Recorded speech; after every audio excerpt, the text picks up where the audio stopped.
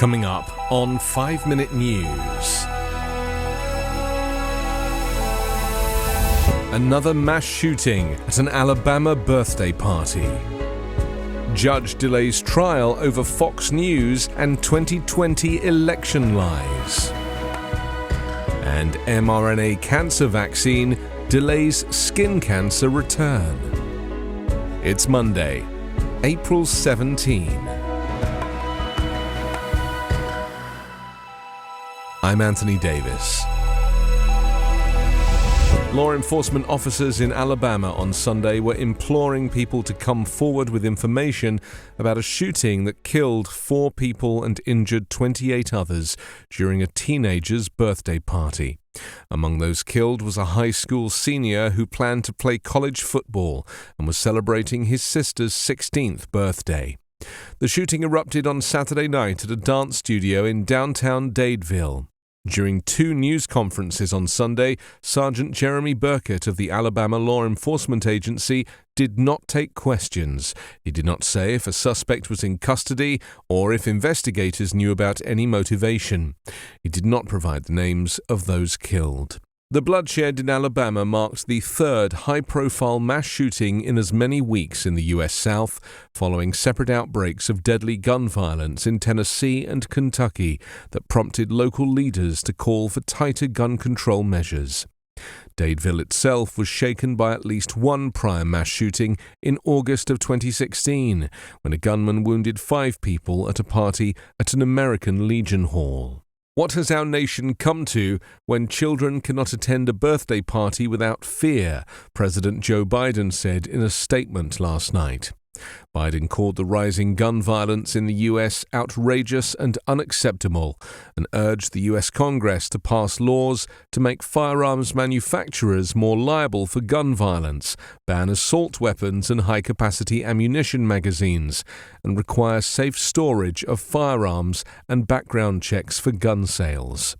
Meanwhile, Republicans vying for their party's 2024 presidential nomination and other prominent party members sought to cast themselves as unwaveringly supportive of gun rights without restrictions in Indiana over the weekend at the annual conference of the National Rifle Association, the country's largest gun lobby.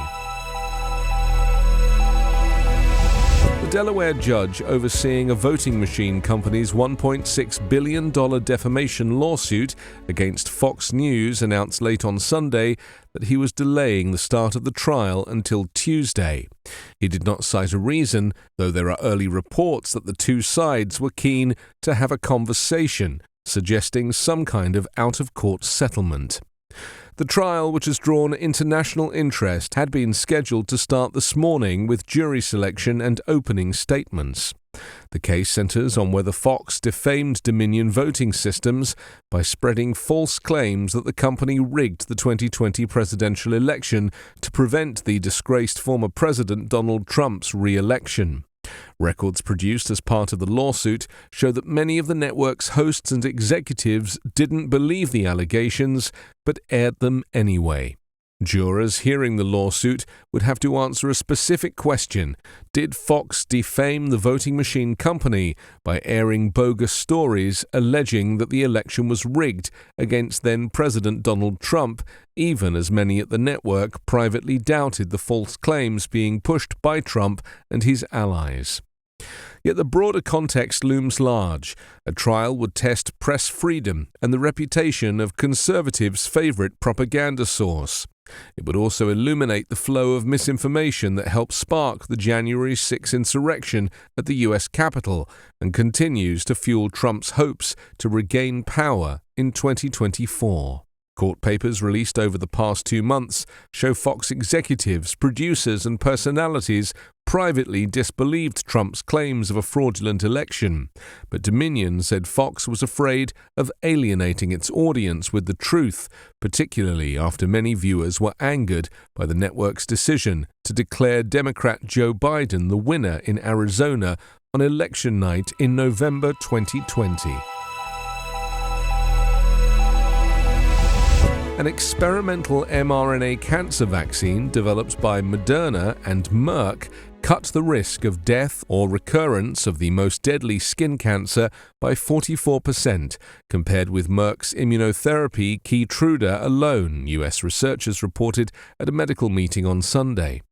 The findings suggest that adding a personalized cancer vaccine based on mRNA technology to Keytruda, which revs up the immune response, could prolong the time patients have without recurrence or death, said Dr. Jeffrey Weber, who presented the findings. From a general cancer therapeutic standpoint, this is a potential major breakthrough, Dr. Ryan Sullivan, a melanoma expert at Mass General Cancer who worked on the study, said in a statement. The results presented at American Association for Cancer Research meeting in Orlando, Florida, added data details to partial findings released by the companies in December. Additional data will be presented at an upcoming medical meeting and published in a peer-reviewed journal. The combination treatment has won U.S. Breakthrough Therapy and European Medicines Agency PRIME scheme designation, regulatory programs that aim to speed development of innovative treatments. The Merck-Moderna collaboration is one of several combining powerful drugs that unleash the immune system to target cancers with mRNA vaccine technology used successfully around the globe to prevent people from being hospitalized with COVID-19. The vaccine is custom-built based on analysis of a patient's tumors after surgical removal. The vaccines are designed to train the immune system to recognize and attack specific mutations in cancer cells. You can subscribe to the 5-Minute News Patreon for bonus videos, commentary, and more. Go to patreon.com/5-Minute News.